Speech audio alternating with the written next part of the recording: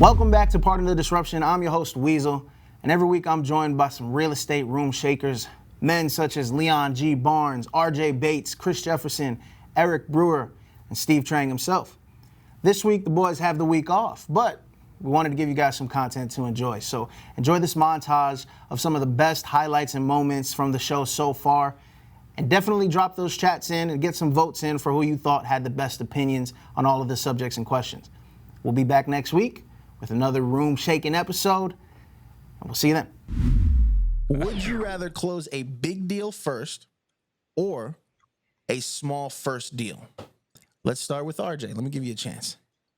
Yeah, I mean, I'm going to go with big deal.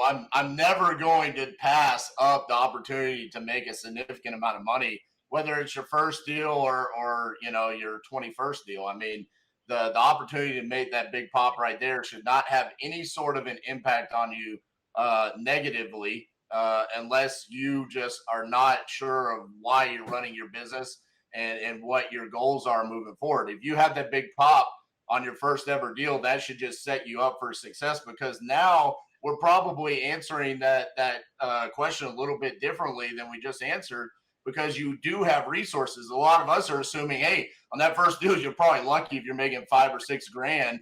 You know, if you go out and you make a $50, $60, $100,000 pop, yeah, maybe now you can actually do what Steve said. You know, you can't do it like to CJ's point. You can't go hire an employee if you just made $5,000. But if you make $100,000, yeah, you're probably looking at things differently. I'm going to advise you to go out and set up some systems and hire a coach to get your business set up. So absolutely the big pop right out the gates. Okay. RJ, for the record too, I loved what you just said, so I'm going to vote for you if it's on the tie, okay? Let's take it to CJ. Let's go head This up is right not now biased. with the two champions. Anyway, none. Yeah, I'm going to switch it up a little bit. I'm going to take a small first deal, actually. I think real estate is an interesting business where often people who are brand new with, not a lot of business experience, quite frankly, we're left to our own vices, our own thoughts, our own expectations. And, hitting $50,000, $100,000 on a first deal, I think could really skew somebody's expectations of the business. That's not a common deal type that you're going to get every single month, every single deal. So creating expectations up front with the smaller deal and then building into, these larger pops of deals, I think is kind of the best way to go about that. So I would actually pick a small first deal, and then I'd figure out where the money resides and I'd start making the money and hitting those big pops as well. All right. Okay. Not mad at that answer. For sure voting for RJ, though. The bigger the bag, the better. Steve, your opinions. So, unfortunately, I agree with CJ here. We've seen what we've seen in the past is someone gets a big deal and they blow it, right? They start spending money the wrong things. They're spending it inappropriately. They're not a good steward of the capital.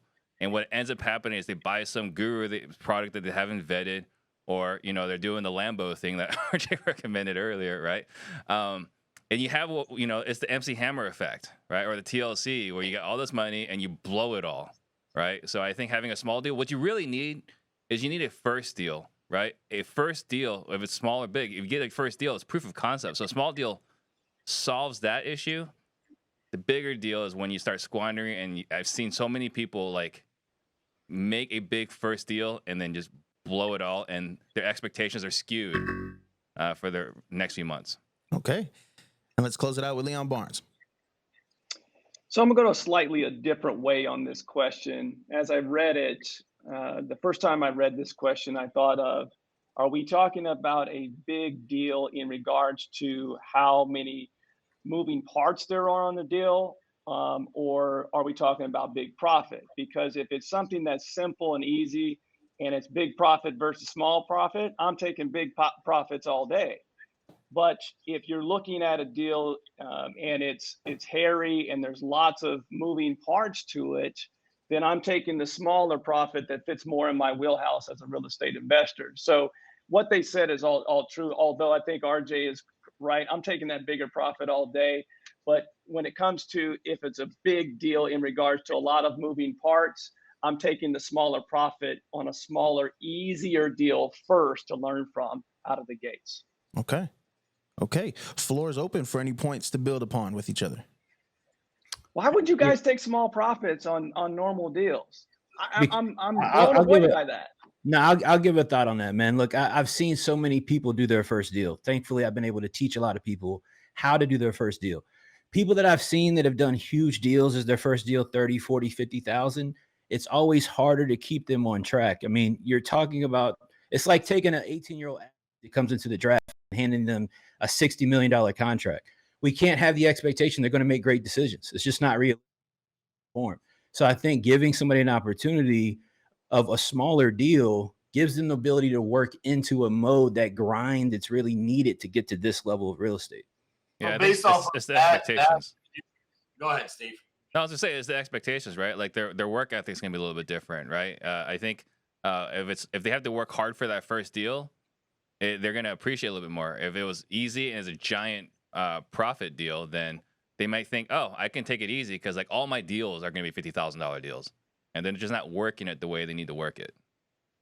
But based off of this theory that y'all are spitting right now, you're saying that you don't know anybody that's gone out and made $5,000 on their first deal and then made mistakes afterwards.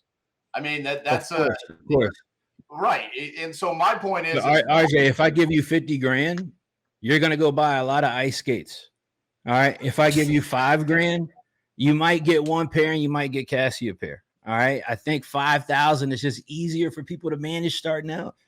I disagree. I think having the cushion there and the ability to actually survive when you really don't know a whole lot, it doesn't mean that suddenly because you made money, you're going to spend it frivolously. I mean, you're going into their mindset and their understanding of how to run a business. But I would much rather tell any of my students, I hope you go out and you make 50,000 on your first deal than 5,000, because I don't want to say, of course, we want them to make as much as possible on their first deal, but we're talking about realistic. We're talking about them being realistic and what we would think would be the best option. I personally would rather make less or see somebody to make less. Do we all want to make as much as possible? Sure, but I think how many times we go to that and hit a home run? They'd be praying for more success if there's more struggle in the beginning. That's where I'm going with this. If it's too easy in the beginning, they're not going to get the right habits. They're going to screw up. And then it's going to be harder the rest of the way, at least for the rest of the first year. I think that's unfair. I think that's unfair to that investor, because you guys are you're blanking and approaching it and saying that everyone that gets a big deal on their first deal is going to frivolously spend that out of the gates, and I don't think that's fair. In fact, I would say having not enough funds could actually be what creates the bad habits.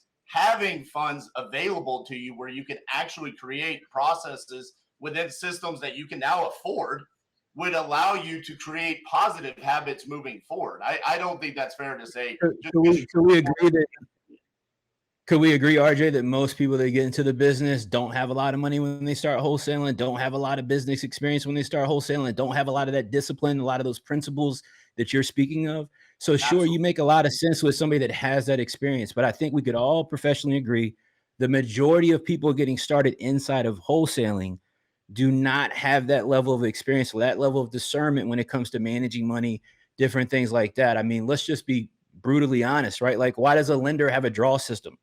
A lender has a draw system because if I hand you $100,000 to use for that rehab, it doesn't matter what experience you've got. If you've been dicking around on other rehabs and robbing Peter to pay Paul, it doesn't matter about your experience. It doesn't matter about any of that.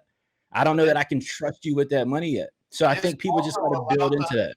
This also allows them to go out and hire someone like Steve Trang to help them learn how to convert leads. It allows somebody to hire Chris Jefferson. I mean, I don't know why they would actually do that if they really I'm the only one here saying I want you to make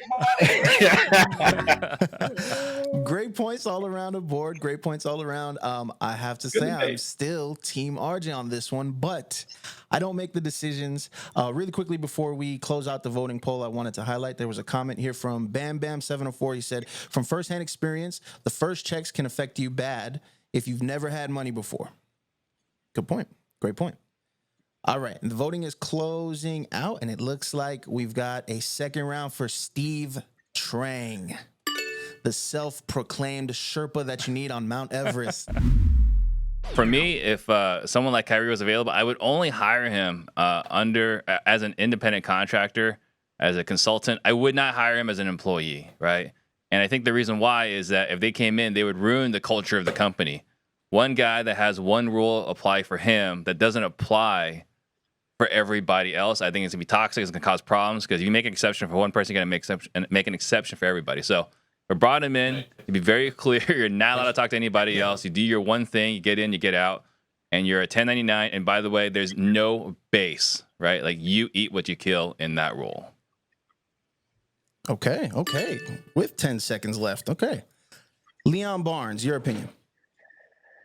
Well, as the best baller on this podcast here currently, I think I'm the most qualified to answer this question. So, Kyrie is one of those individuals that you love his talent, and we all have at some point in our business, we've all had a Kyrie on our team.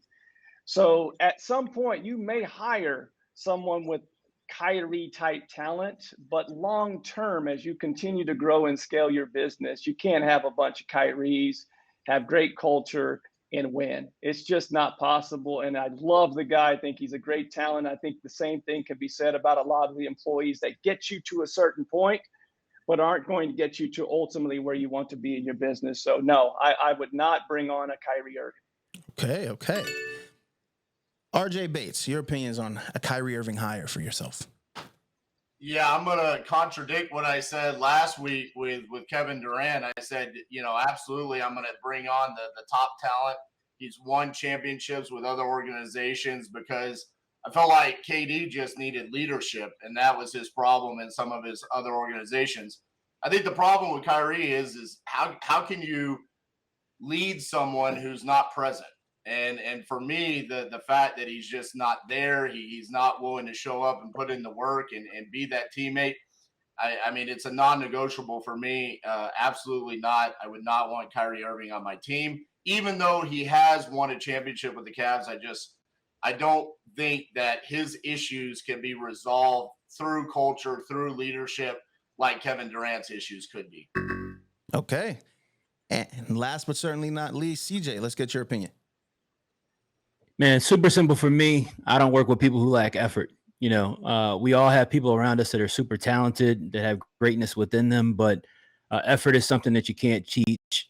It's just not something that will work for me. If I'm going to go fly on a plane and I got to have a captain on that plane, I need somebody flying that plane that's been through some turbulence, knows what to expect, and can make sure that we can get that plane landed safely. And I just don't see that with Kyrie.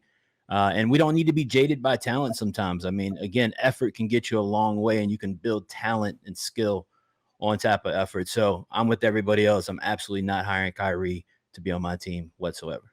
How the heck did we go 180 for all four of us here? I'm the only one here that would hire Kyrie. Yeah, that's what I was going to say. Well, you're the one that's not hire him, so you're the only one that's dead wrong on this. No, but y'all three of you are like, no, I would never hire KD because I would bring in KD, right? Like, he needs more leadership and this and that. And here you're talking about another person that's super talented. Like, oh, there's no way I'd bring him in. Like I said, I would bring him in strictly, right, as a consultant. It wouldn't be like an employee, but I am shocked at how quickly the three of you guys took a 180 with Kyrie. It's apples and oranges. You got two different 100%. players. KD can be led. He has shown that when you put him in great culture, he's a top 10 talent that can bring you a championship. Kyrie, to RJ's point, has won a championship.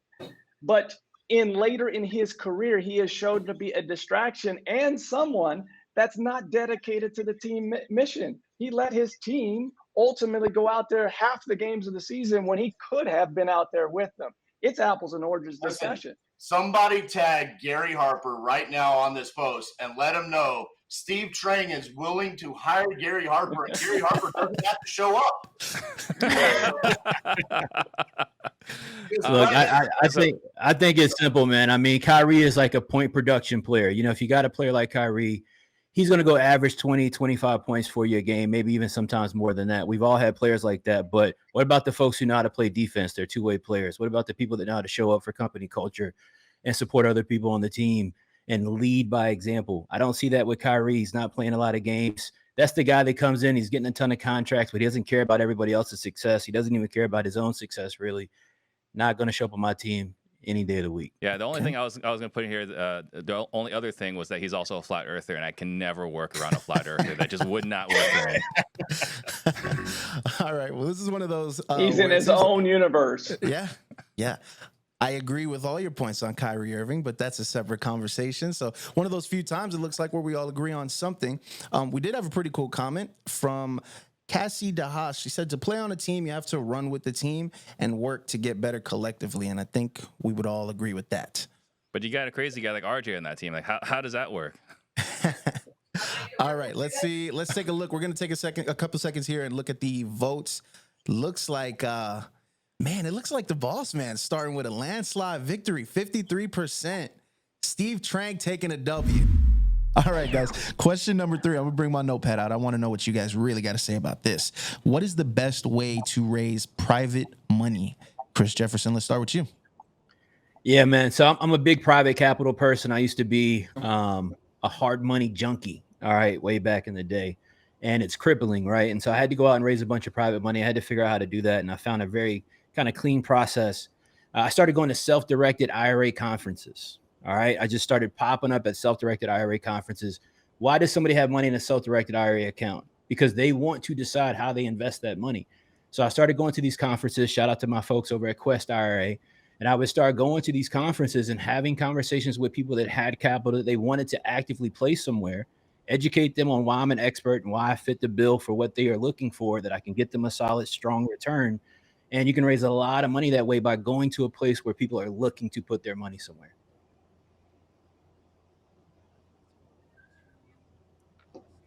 Weasel, you want some more? I can give you a little bit Weasel more. fell asleep. I got you in the bag if you need it. I got it. We must have lost his audio. Difficulties. What Weasel, you got it? You there? Test. Can you guys hear me? I can We hear hear you. We got We you. got a little technical difficulties. Sorry, he was voting for Steve. He got distracted there voting for Steve. Listen, I've Didn't tried. even It only speak allows yet. you once per He's got account. 9 votes. All right, let's go to Steve Trang, actually, second place winner from last round.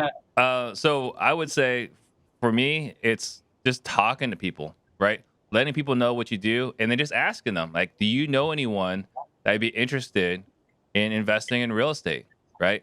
It's just letting people know what you do. The key thing here is not necessarily to pitch to them, hey, Leon, would you be interested in lending your money at 10%? It's, hey, Leon, do you know anyone that's particularly interested in investing in real estate, gets better returns than, parking at the bank or in the stock market? And having them say, well, what about me? Can I invest in you?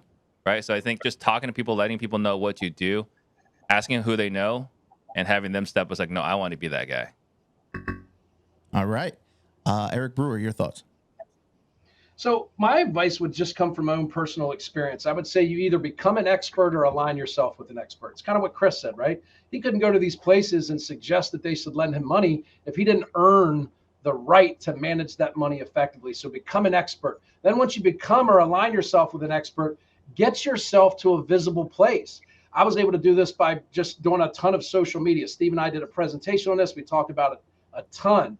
Then those people will gravitate towards you because they want to do what you do, but lack the ability to be able to do all the dynamic things that come along with finding a deal, fixing a deal, selling a deal, managing an appraisal, and all of that. So their entry to real estate investing is lending, not the other 17 things that have to be done in order for us to take a deal from start to finish. So become an expert, lead with value, teach people how to do what you do for free, and they'll come and want to invest in your projects. Okay. And let's head on over to Leon Barnes to close us out on this one. Like Eric, I'm going to give you my own personal experience of raising capital. Out of the gates, I just told every single person about our program. We actually developed a program. It sounds much better than I'm raising money. I developed a private money program for people that want to invest and get returns, high returns compared to what they typically would see in other things. So tell everyone is the first advice that I can get. And then as you tell everyone, you start to filter down to what is the best source for you. Like what CJ gave you is a great example. I spent 5 years at networking events every single week. And there were plenty of times that I did not want to go to those meetings. And on those days that I went is typically when I would meet someone that was interested in what we do. We are in a very sexy industry. People are interested in what we do, fix and flip. They love HGTV. Just tell people what you do and to give the success stories. If you're a fix and flipper and you're raising private money, show those success stories via social media and other channels, and people will flock to you to want to invest with you. One of the big lessons I learned as far as private money was to stop saying no when they only have 20, 30,000. You know, I used to do that. And that is money that could go towards a kitchen, a bathroom, you know, whatever else, like the smaller parts. And that I wish, like one of my regrets in raising private capital is saying no to some of these people, like come back when you have 50,000, come back when you have 100,000.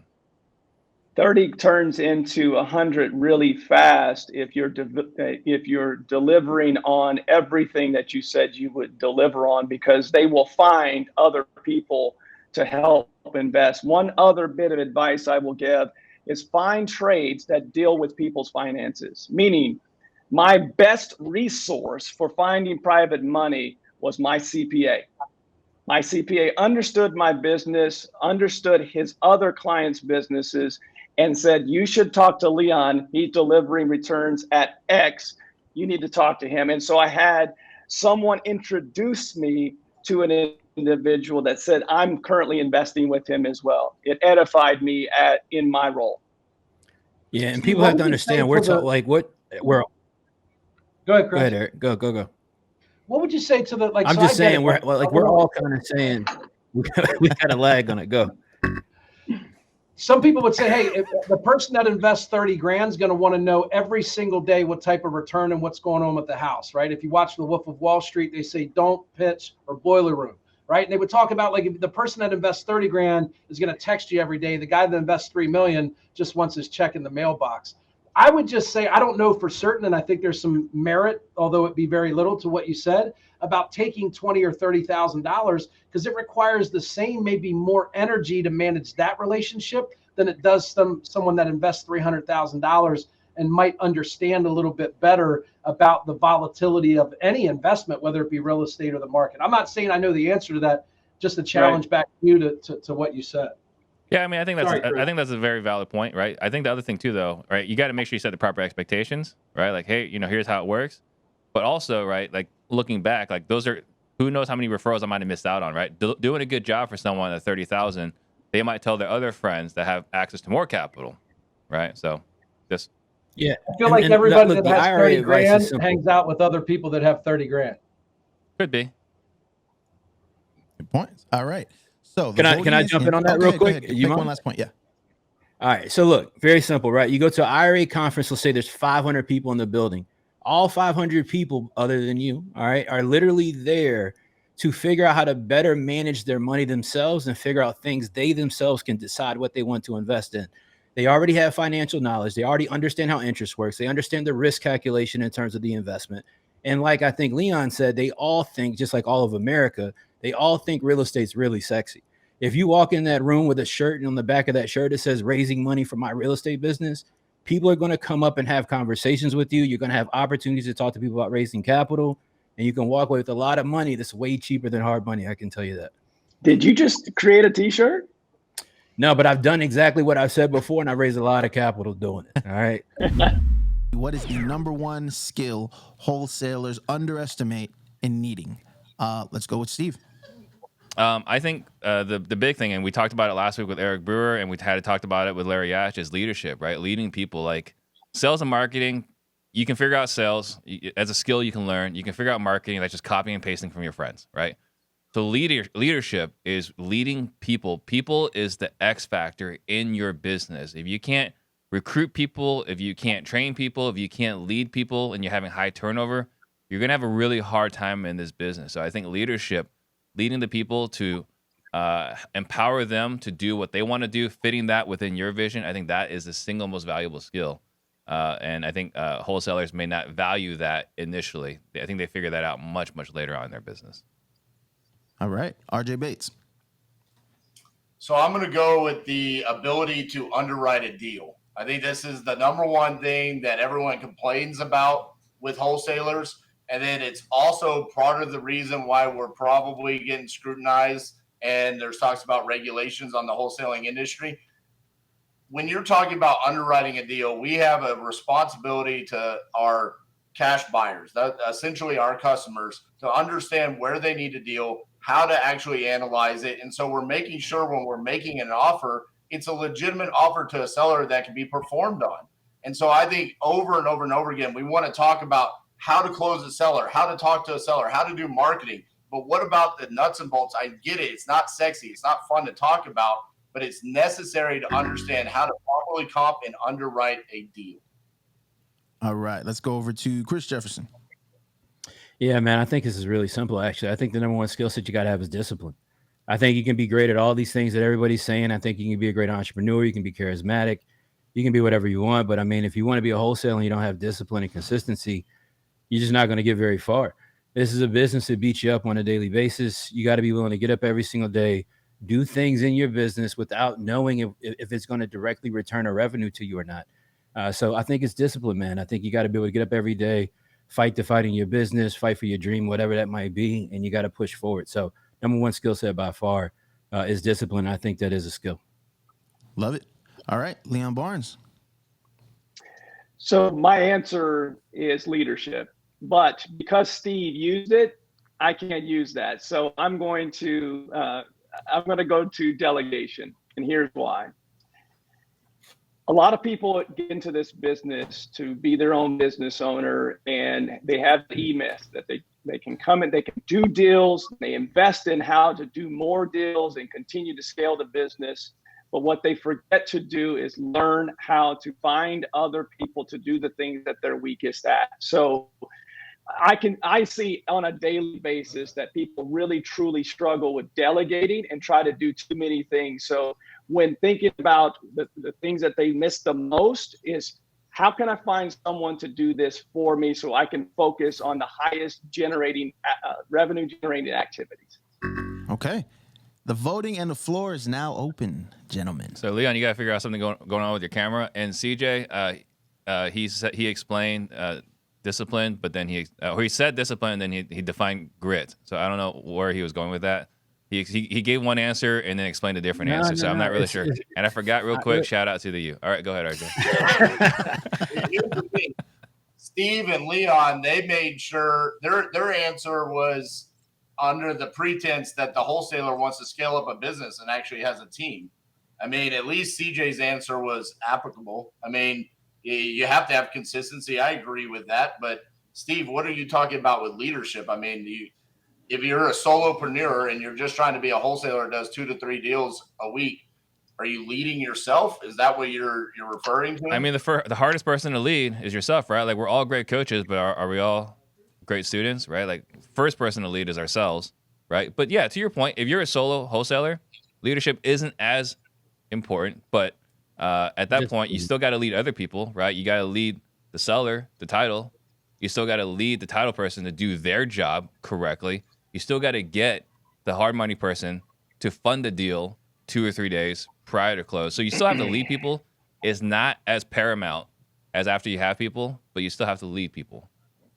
Leon's answer was so bad, he just removed himself. No, he did. But the reason I say discipline is because I've had thousands of students, right? Here's the number one, and no shot at anybody who's ever been a student. Here's one of the things that I see from a lot of people.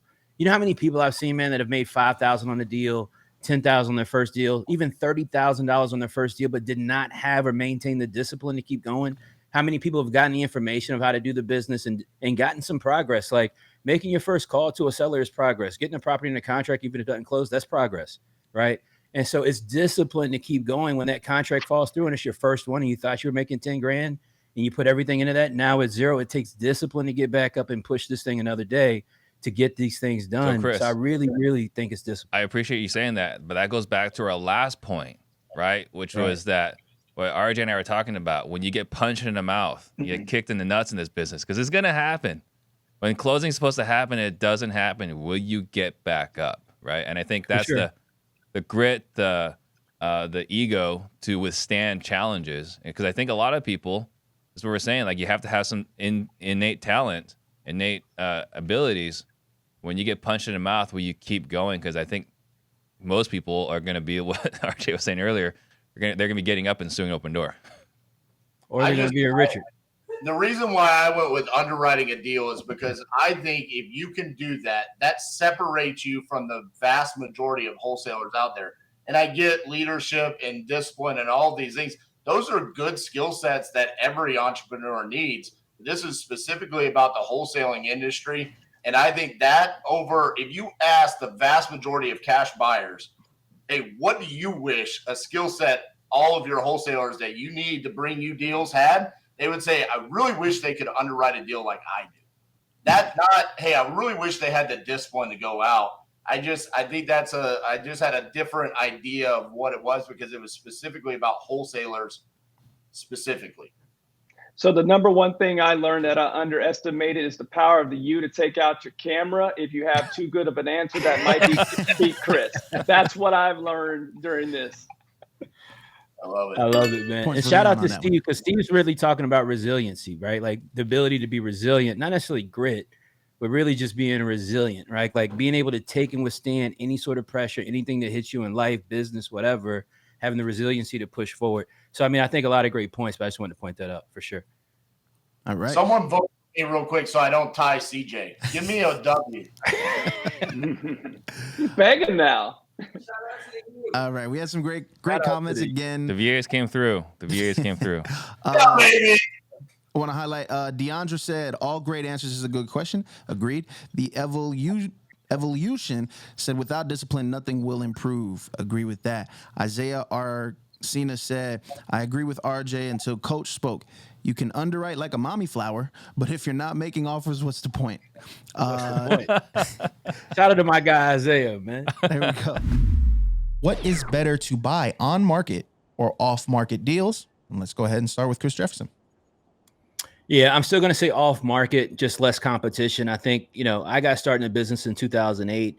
I remember a vivid time, 2009, really mostly 2010 to 2012, where if I wanted to buy 5 houses literally today, I could call my realtor and she could get me 5 really good quality on market deals that same day. I don't think we're there yet. I think that's we're potentially may end up there again. But right now, today, to answer that, I'm going to 110% go off market. You're competing against less people. You have more control of the negotiation. There's no middle person in terms of the trusted third-party realtor that people are looking for to an opinion of value. So I'm going to always want to chase off-market direct to seller. Again, I think there will be a time potentially in the future where on-market will again make sense. It did at one point, but I don't think that's today. Okay. Let's go to Eric Brewer. I think a deal is a deal. Who cares where it comes from? If I can buy an on-market deal, my cost of contract is 0 versus an off-market deal where my cost of contract is $5,000. My net on that $20,000 deal is 20, not 15.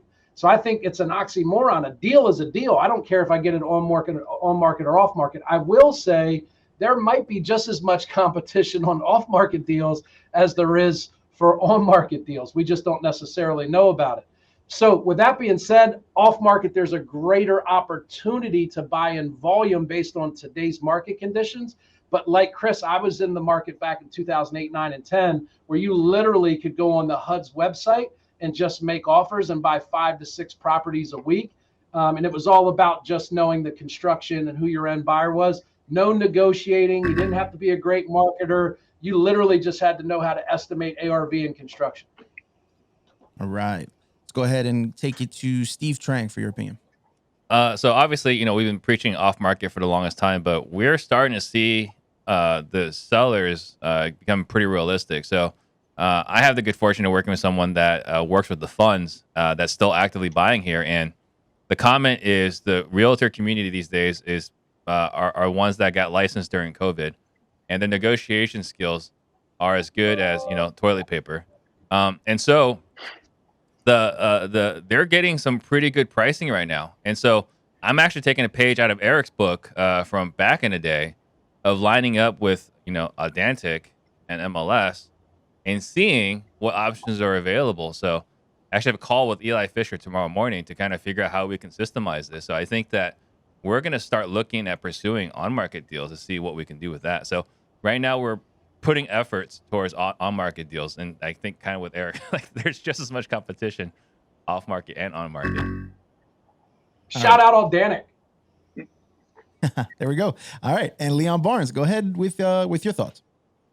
The bigger pool, Eric said it, the bigger pool of opportunity is off market, of course.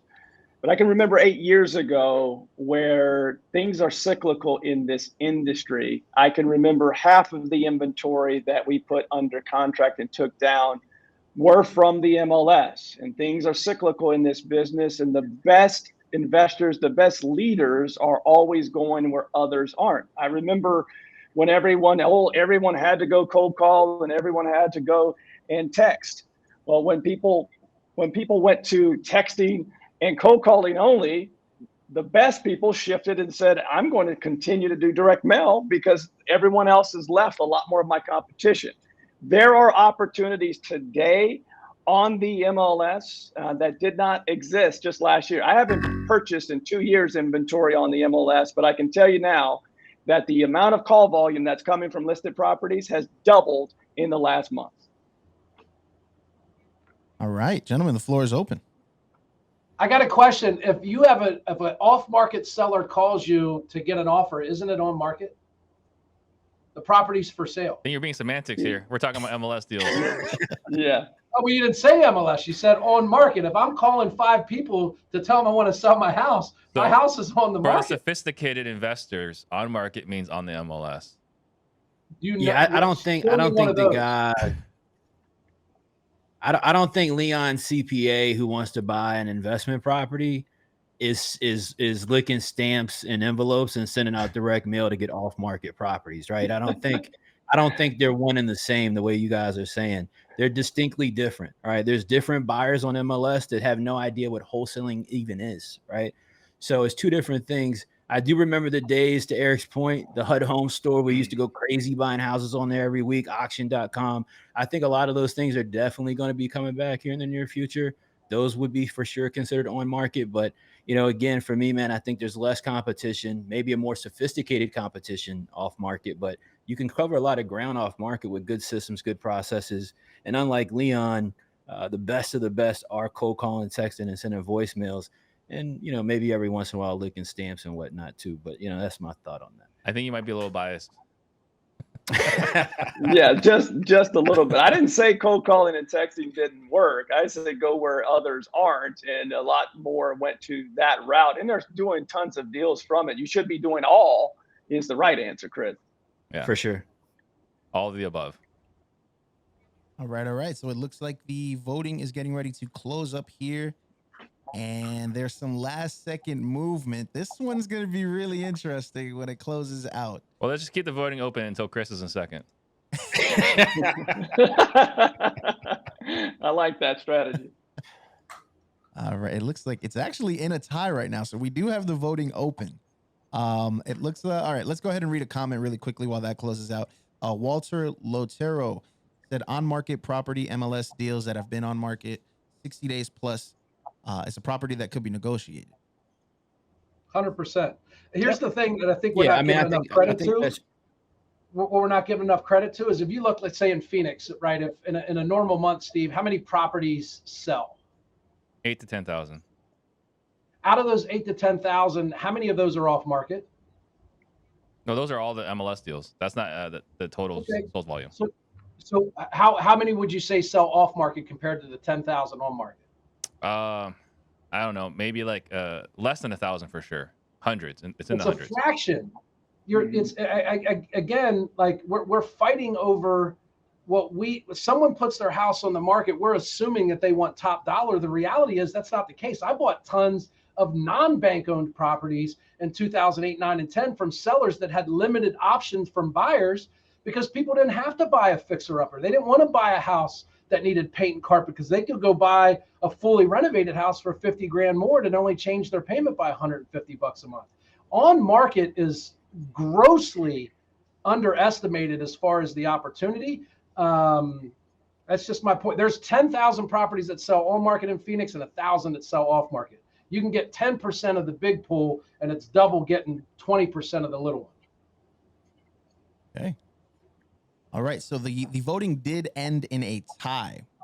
So that means that the decision is in my hands, and I got to go ahead and give it to Eric Brewer because I owe you one, pal, from a couple weeks ago when I hit you with the buzzer beater. So buzzer beater My Brewer is on man the board. Weasel. And I did back channel Weasel, and I just want to say what I said to him. I said, listen, I see that we're in a tie. I believe Eric Brewer to be the best multitasker that I've ever interacted with.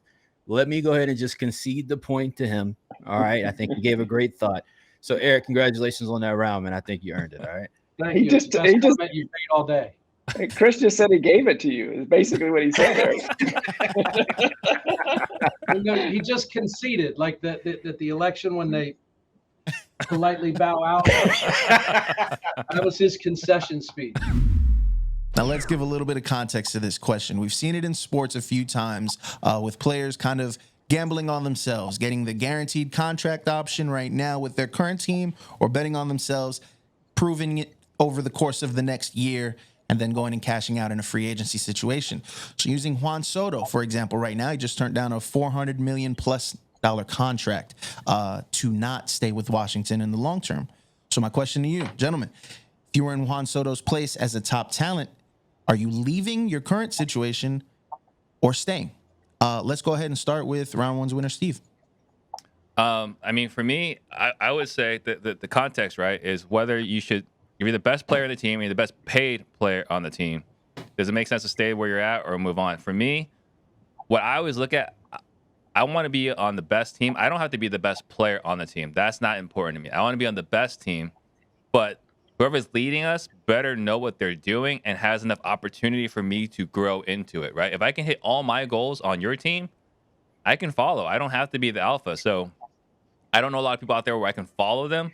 Elon Musk comes to mind, right? Like whatever he's trying to do, getting to the moon, I can fit my vision, or going to Mars, I can fit my vision somewhere in going to Mars. But I quit Intel to go chase my dreams. They asked me what it was going to take to keep me back when I was 27. It was like $200,000 a year. They're like, we wish you the best of luck. Right. But yeah, for me, I'd be willing to stay in one situation. All right. So Steve going to Mars coming up. Let's go with CJ.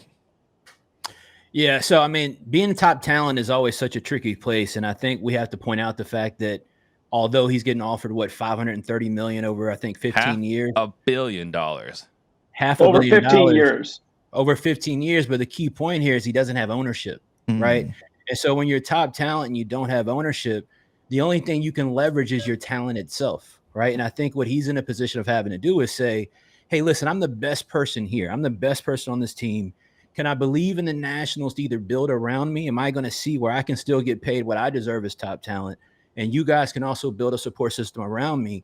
Or is there another organization who can either pay me the same amount and accomplish that, or I can take less money but have a better team environment and a better winning environment? Because I think he understands this, a simple point.